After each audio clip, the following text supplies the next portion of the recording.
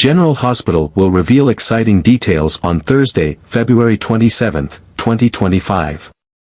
First, Trina felt a newfound excitement bubbling inside her, a warmth she hadn't experienced in a long time. Ever since the study session with Kai, she had noticed a shift in her emotions, an undeniable sense of joy that had been absent from her life for far too long. It wasn't just about the study session itself but the way he made her feel, valued, appreciated, and seen. Kai had a quiet strength about him, a calm yet attentive presence that put her at ease. His warmth wasn't overwhelming, nor did he try too hard to impress her. Instead, his kindness was effortless, woven into his every gesture, his every word. It was in the way he listened intently when she spoke, the way he encouraged her thoughts, and the way he created a space where she could be herself without fear of judgment. These feelings took Trina by surprise. For so long, her heart had been wrapped in a cocoon of pain and hesitation, lingering in the echoes of the past she had once shared with Spencer. The love they had was deep and real, but it had also brought her heartache. She had convinced herself that moving on wasn't just difficult, it was impossible. And yet, here she was, feeling something different, something new. It wasn't the overwhelming, consuming passion she had known before, but rather a quiet, steady warmth that filled her with a sense of peace. It was this realization that led her to Stella, the one person she knew would listen without judgment and guide her with wisdom. As Trina poured her heart out, speaking about the confusing but exhilarating emotions she was experiencing, Stella sat beside her, listening intently. She let Trina speak freely, nodding in understanding as she recounted the moments that had made her heart flutter, the way Kai had laughed at her jokes, the way his presence made even the most ordinary moments feel special, the way she caught herself smiling when she thought about him. There was a sincerity in Stella's eyes, a knowing look that spoke of years of experience, of wisdom gained through life's many trials. Then, with a gentle but firm voice, Stella reminded Trina that life was too short to hold on to pain for too long. She encouraged her to embrace this moment, to allow herself the chance to feel something good again. Spencer had been a significant part of her life, and nothing could ever change that, but that didn't mean she had to carry the weight of their past forever. Holding on to heartbreak wouldn't bring her happiness, nor would it honor the love she had once shared with him. Instead, she had to choose herself, to choose joy, to choose the possibility of something new. Trina listened carefully, her heart swelling with emotion as Stella's words resonated deeply within her. It wasn't about forgetting the past or pretending it never happened. It was about acknowledging that life moved forward and that she had the power to open herself up to happiness again. The fear of getting hurt still lingered, but Stella's words gave her a newfound courage, the courage to let go, to take a chance, and to allow herself to embrace whatever the future had in store. As she sat there, absorbing everything Stella had said, a sense of clarity washed over her. Maybe she wasn't entirely ready to dive headfirst into something new, but she didn't want to let fear hold her back either. For the first time in a long time, she felt hopeful that love could find her again, that happiness wasn't just something she had lost but something she could rediscover. And perhaps, just perhaps, Kai could be the one to show her that love could be gentle, healing, and exactly what she needed. Second, Chase sat in quiet contemplation, the weight of his emotions pressing heavily on his chest as he finally found the courage to share his truth. It wasn't easy for him to open up about his marriage, the struggles he had endured, and the dreams that had slowly slipped through his fingers.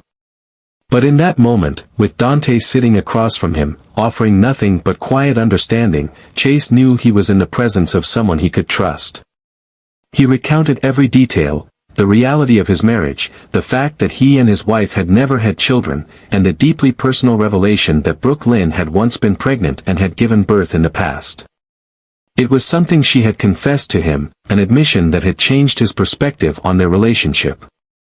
It wasn't just about the past, it was about the impact it had on their future, about how the truth had shaped their bond and forced him to confront emotions he hadn't been ready to face.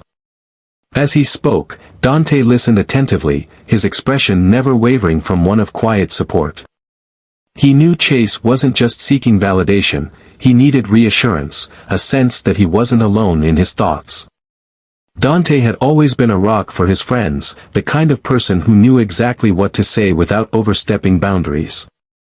And now, as Chase unburdened himself, Dante offered him a sense of calm, reminding him that life had a way of leading people toward where they were meant to be, even if the journey wasn't always easy.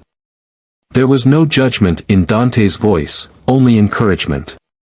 He reassured Chase that his feelings were valid, that love and marriage were complicated, and that no one had a perfect roadmap for navigating them. What mattered most was that Chase and Brooke Lynn were honest with each other, that they faced their truths together rather than allowing their pasts to create distance between them. He spoke about the importance of trust, about the kind of foundation that made a marriage truly last. And in doing so, he helped Chase find a sense of clarity he hadn't realized he needed. For the first time in a long time, Chase felt a sense of peace settling over him. He had been carrying so much uncertainty, so much fear about the future, but Dante's words grounded him. It wasn't about what had happened in the past, it was about what he was willing to fight for in the present. His marriage wasn't perfect, but no marriage ever was. What mattered was the love he and Brooke Lynn shared and the commitment they were both willing to make to each other. Looking at Dante, Chase felt a deep sense of gratitude. He had always known they were friends, but in this moment, he realized just how much Dante had been there for him, not just as a colleague or a brother in arms, but as someone who truly understood him.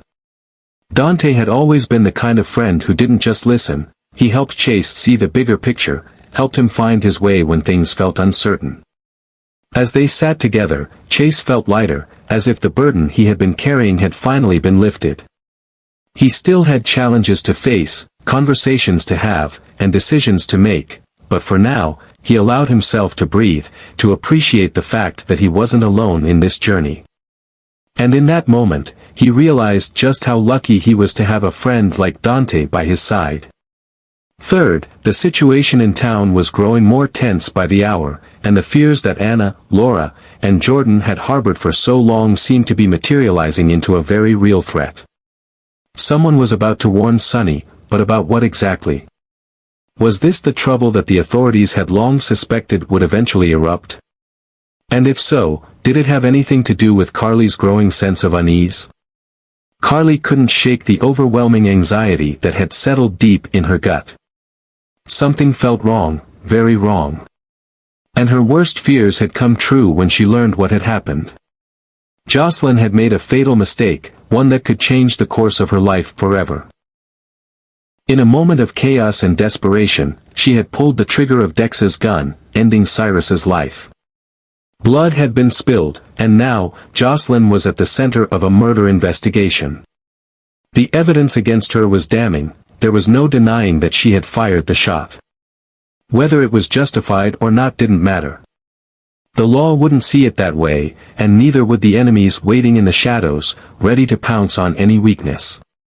With Jocelyn's future hanging by a thread, Brennan had stepped in, wielding his power to shield her from immediate consequences. But even with his intervention, Carly couldn't find peace. She knew better than anyone that nothing in this town came without a price.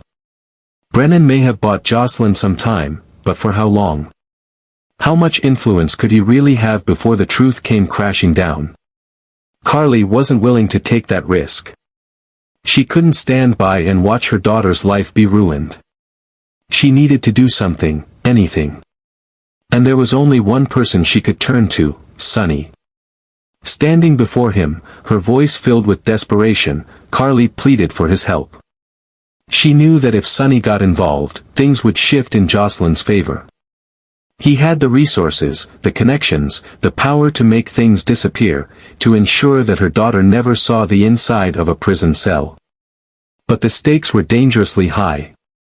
Those closest to Sonny, Dante, Michael, even Anna, had already warned him about the potential fallout. If he stepped in, he wouldn't just be protecting Jocelyn, he would be exposing himself, placing a massive target on his own back. Sonny understood the gravity of the situation. He knew what helping Jocelyn would mean, going up against the law, the media, and his enemies all at once. It wasn't just about getting her out of trouble, it was about the war that would inevitably follow. Yet, despite the risks, he couldn't ignore Carly's plea. No matter what had happened between them, no matter how much their relationship had changed, Jocelyn was still family. And Sonny never turned his back on family. But time was running out.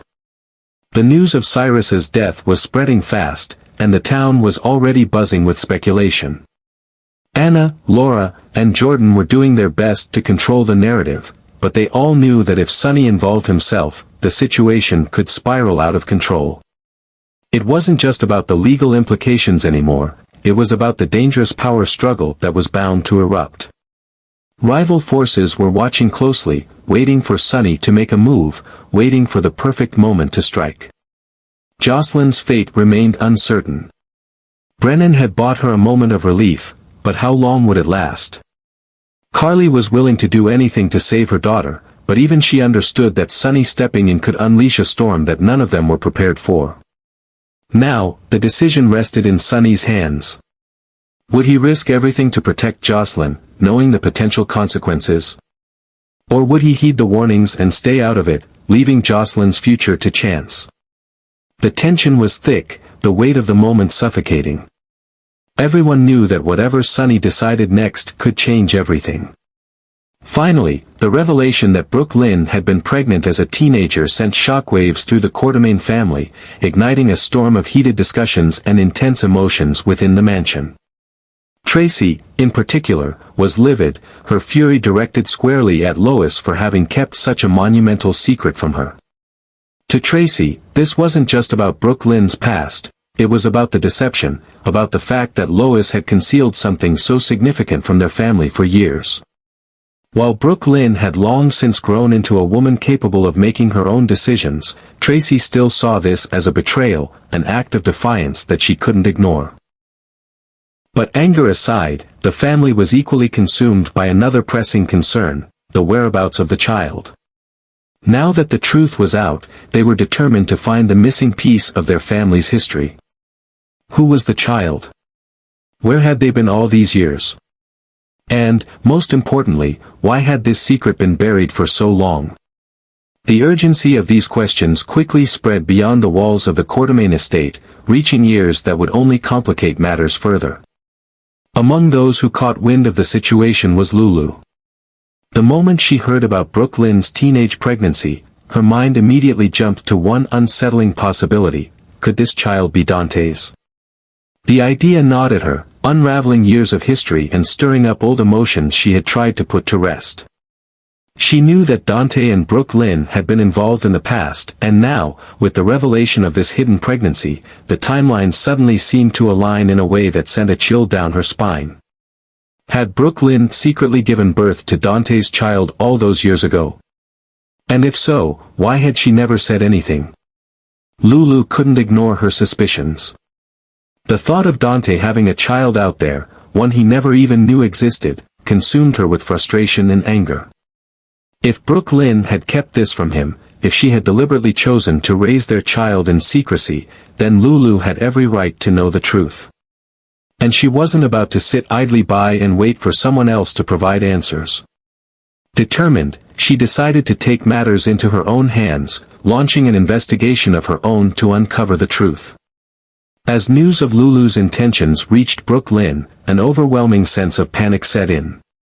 She had never wanted this secret to come to light, and now, with the Quartermaines already in turmoil, Lulu's relentless pursuit of the truth threatened to make things even worse. If Lulu was convinced that the child was Dante's, there was no telling what she might do. Would she confront Dante? Would she go straight to the Quartermaines? Or worse, would she attempt to take revenge, exposing everything in the most explosive way possible? The weight of the situation bore down on Brooke Lynn as she braced for whatever was coming. She knew Lulu well enough to understand that she wouldn't stop until she had the answers she wanted. And once she had them, there was no telling how far she would go to hold Brooke Lynn accountable for the years of deception. If the truth was as devastating as Lulu suspected, then this wasn't just about an old secret, it was about a betrayal that could change everything. Tension was building, and Brooke Lynn knew she had to prepare for the inevitable confrontation. Lulu wasn't backing down, and the Quartermaines were already unraveling. The question now wasn't just about who the child was, but whether the truth, once fully revealed, would tear apart every relationship that still remained intact.